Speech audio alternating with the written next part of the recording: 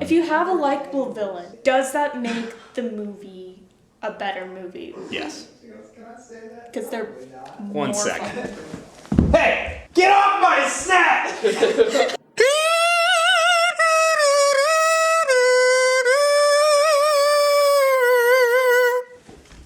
Hey, Erin. Hey, Josh.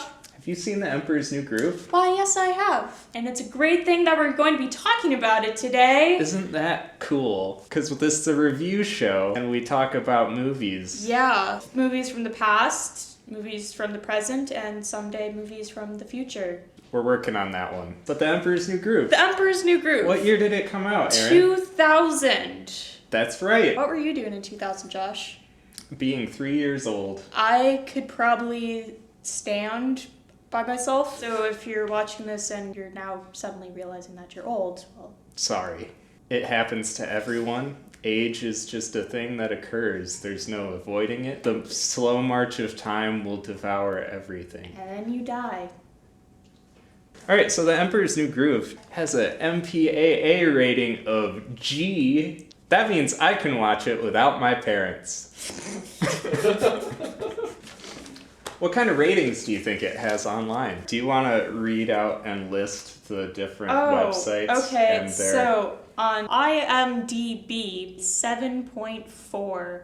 Rotten Tomatoes, it has an 86% by the thermometer, is that how you say it? Tomato meter?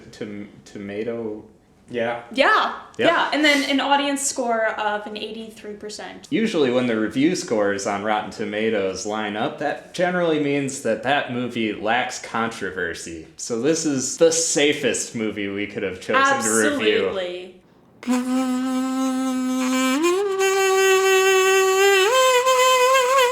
People who click on this are going to have strong opinions about Emperor's New Groove, probably. Get out of my show! Alright, did you like it? Art is subjective, Yeah. but there's this with the llama, Okay. and then thing with the llama, and then was just so it didn't impress.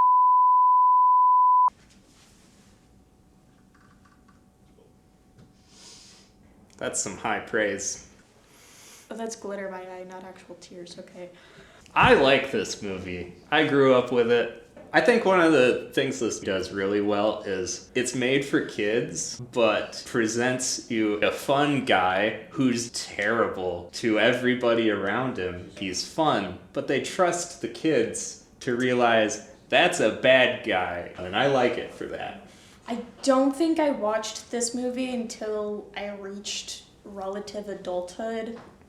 I remember the spin-off TV show a little more, so it's a movie.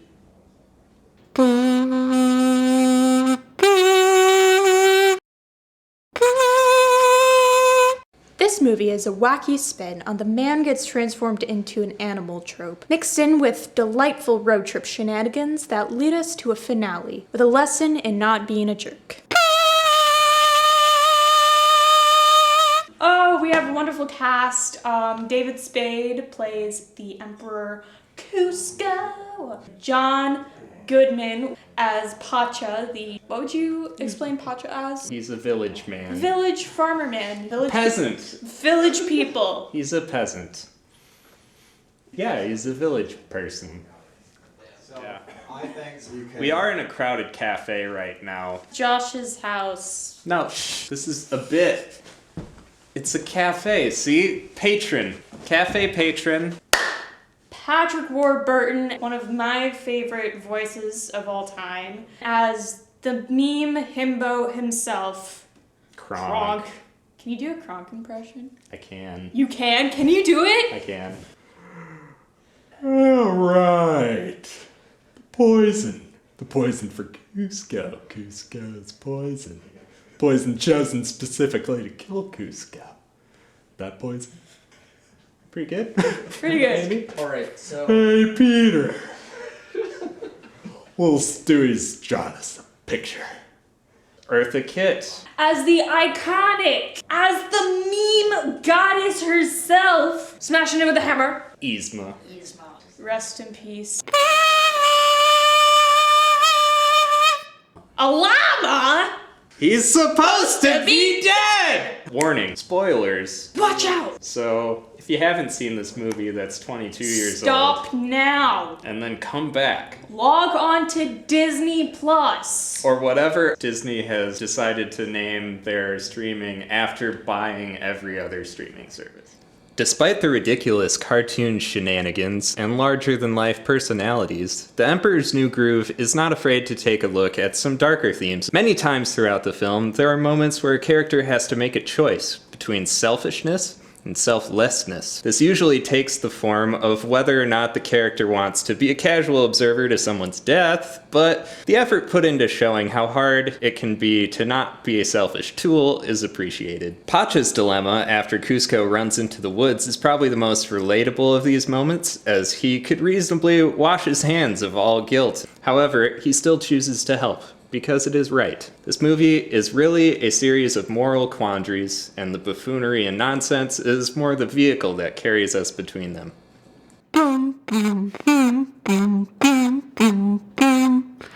Did it sell pretty well at the box office? What was released in the summer? Was it Road El Dorado? That's a good movie. We should watch that. Maybe next time.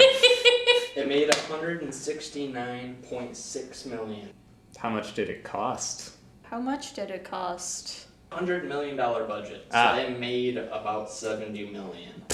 I can't even imagine that amount of money. That's like obscene. How many llamas could they have rescued instead? At least one. I said about I mean, 13, but okay. llamas are expensive. They are, and they're incredibly rude creatures. They spit. The Road to El Dorado actually lost $20 million. Ha! About What? $95 million budget, and they made $76 million at the But box the office. songs Wow. absolutely slap. Well. I thought it was a good movie. So, you know that joke where Kronk holds up a map Yeah, of where they were just traveling? The thing near the final 20 minutes of Yeah, the movie. and he's before like, the by all credits. accounts, it doesn't make sense. Yeah, why? Do you know why's why that is? Why is that, Josh? Because the movie was like massively rewritten. You should talk about Kingdom of the Sun / In the Sun. Really? Yeah, now Yes. Professional. we've really sunk into our roles here. I am the couch.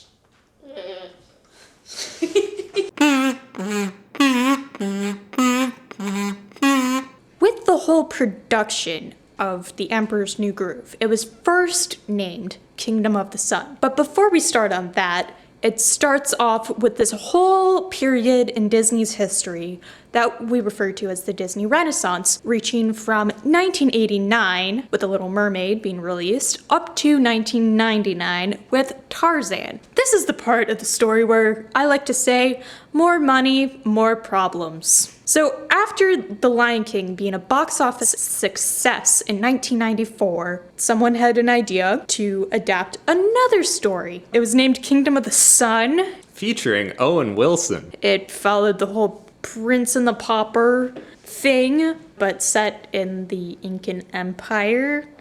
And this movie was in production hell from 1994 all the way up to 1998, when someone at Disney was like, I am this close to pulling the plug on your movie.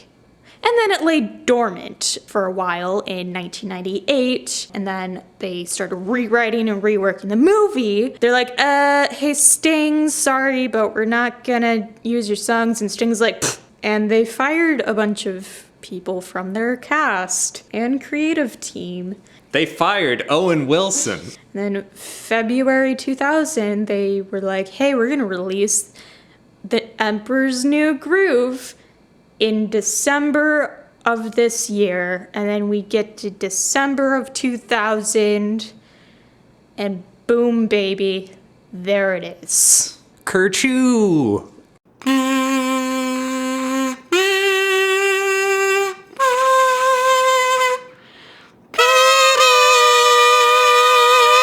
So we're gonna rank this movie based on what kind of physical media you would purchase it as or recommend other people purchase it as. I'd buy this on anything. It's got a lot of nostalgia for me, and the jokes are very funny, and I find it a good time. And I appreciate that it trusts its audience to notice that the main character is awful. And that's not a Disney thing usually. I'd say if it's streaming, it's streaming. I personally wouldn't purchase it on physical media, but that's just because it's not quite my taste in humor. I don't really have the nostalgic need to purchase this type of a vibe. That's how I feel. Would you give it a thumbs up on streaming? I would. I'd also say I'm happy this movie got made because of how it's blessed us in the future year of 2023. Yes. Hey, okay. Yeah, thank you. That was Emperor's New Groove. And we hope that you hit the like button, subscribe, and share this with your awesome friends or other fellow movie lovers. And we'll see you next time. And hopefully we'll get the presentation, it'll be good. 'Cause this was great. Thanks for being here. All right. Do-do.